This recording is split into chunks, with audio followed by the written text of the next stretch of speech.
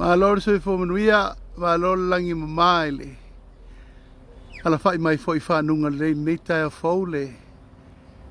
Ia maulunga si o tātou tunu. Olo mangafa ai mai se Samoa atoa. Samoa nei, ia matunu mamau. Malor langi malor soi fo lau le vui tai a fau, ia le tua. Ia, o tātou waulia mai le nei aso matango fie. Susulu matango fie la ea manino le langi ea Laei se me tasi pa le tonu ai le talo le tau le nei vaenga o le aso ea via le tua tātou tau nu mai foi le nei aso whao popo le tātou soifua ma le ola o le au tau si sila mai i se tasi le nei o whala au aina ua matua i longa lo na tūlai mai fo i tonu o le tātou watunu. Laei Jean, ea po le Rambutan. O le la au le nei o se tasi fo i o la au sa wina mai e tunu ma mao. Ea matatoa ina i tonu o le tātou watunu. O wa whaatupu tele ina tele to tonu o le tātou au whai whaatoanga. Ma o lo mai tawina o lo whaatawina atu le tātou maketi i Samoa nei. Ia mai se foi le tūlanga o le tau mawhai o le nei whalau aina. Tau mawhamata. So soani tele le whaonga ina tau singo le soifua malolo ina. Ia mai se hei tūlanga o le whaonga ina lava i tonu si o tātou atunu e au noa ma le tātou toi o la whalango lango. I tūlanga o whalau aina tau mawhamata. Ia mai atunu ma mau. E o lai jina le, o lo ola i nei le. No whanga o lo o no what. Si sila mai le mātango fia o le te fuaftiti. Fotu fo le whata. O le nei fo i whalau aina tau mwhamata, o lo o matua tā pena i ai. Tā tomtanga ruenga ato angam whainga whaiva. Ia vea se tasi o whalau aina la tali e tātou mālo le chaukom. Watu e me tātou wesi, me tātou popo, tātou au whai pula, tātou mori pula. E male tele o tātou whalau aina, tu ava.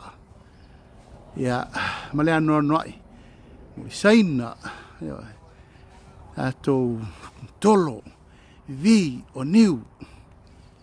Awo manatu e watu pele, a salalaunga ni la au nei. O le la au nei ma te wheto ai ai tae uma la uoso e la uta vale te alu e whainga luenga. O mai tau inai le fua whetiti. Lai Jean nei msaloa whaafonga mai foi le tunu o tau siri fia. Se la au matango fia tele, ma le wha moe moe, ia. E te mi tātou te tau mawhai ai e batul nei la au i whafo. Ia, mo le tātou export. Ai wa manatu e whaari atu ma share atu le nei la au o whaafonga mai foi au whai whatoanga uma o lo tele le tātou planting material tātou ofisa i no whai ei o na mawani fia mawani la au ia la tele lewa na tuftufa e ai manatu e au ngā o na whapero tūlanga le talangi au lo fale ia o lau breakfast le tai au o i e mau ai le mea ai healthy fruits mo tātou ia whamalo atu lon sai lao papale si o tātou atano la tātou walo whaiva vole nei aso i whaiva matiutia mga luenga o le awhenga iai ia talo lava ia nei Aso Lua lo fangia le atua i auli masao. Fe au matiuti mga luenga umala tātou whenga iai, vaenga ese si o tātou atano.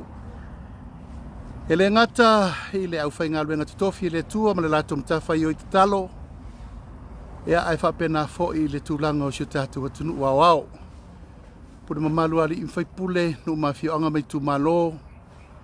Ea, o whea lava le mtawha i oi o lo e ngalu ai. Pato anga whainga whaivala fumanu. Ia whainga luenga le malo, tambani tu moti, tātou tau vai te talofa tasi. Ina ia manuia whaiva o le nei aso uri masao mea uma o ina iswa vlave tupu.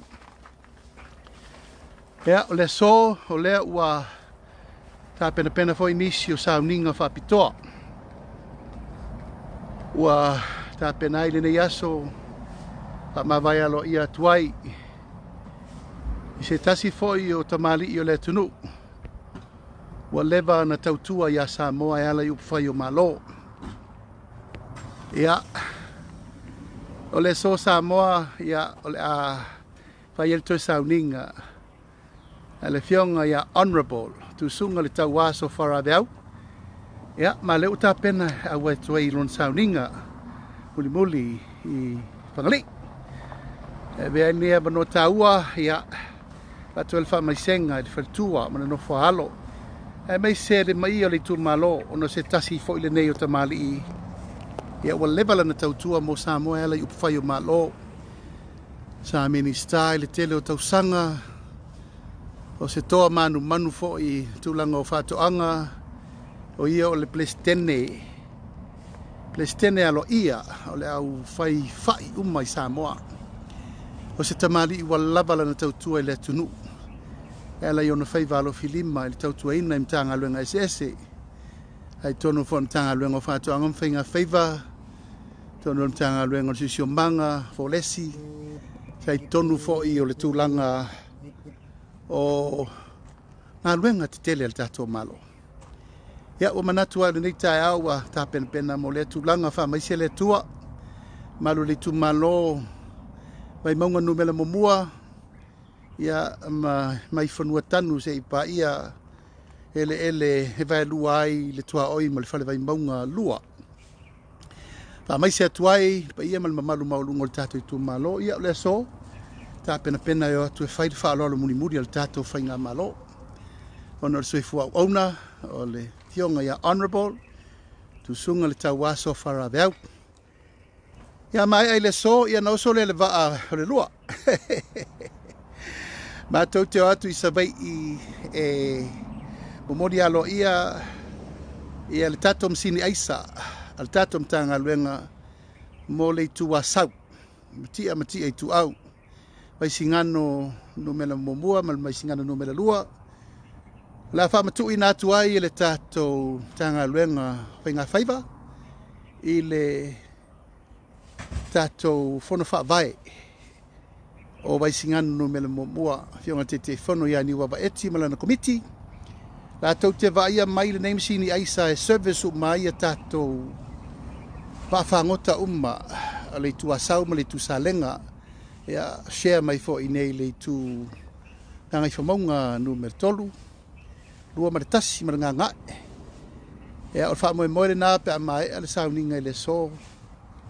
Le fionga i le tusunga le tawaso wharabeau.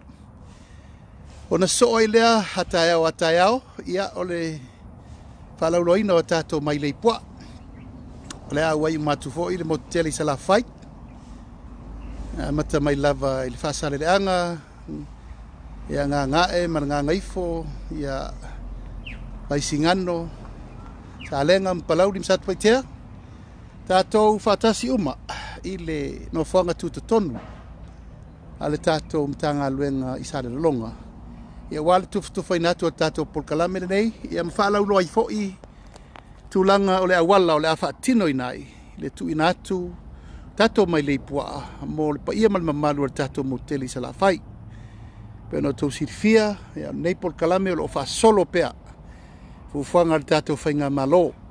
Au lava ni tu lai mai nisio fa fitauli. Pe o meo lo tato popo nga tiel nei temi o le so fa ia le mfala nga ina tato me to ya mfala waina mfala utam mata. Ai manu teleina nei Aso Samoa e ele teletonunga ya tātou whelo i fwoi tātou soa le pule i le pō a taiao.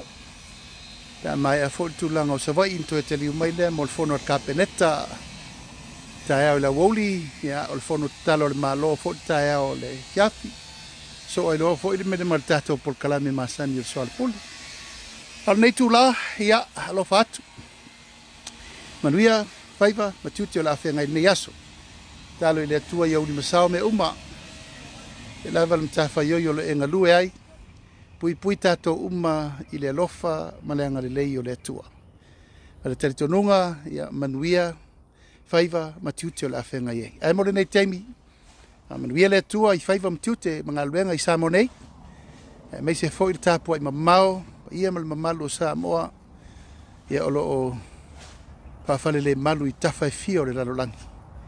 Au whainga luenga tofi le atua, mai se fo I o tātou a inga uma, Paolo, mangafa, los salalau le atunu atoa whamanuia le atua I au tō ngā luenga nei aso. Talofa tasi, ia tātou maua se aso fia. Whātau nu umea umai le lofa malanga le leo le atua. Ai tātou vi I ailo na soafa. Whāpapau. Manu te leina nei aso Samoa, ia mātou wālo lofa tele atu. Soi fua mai manuia.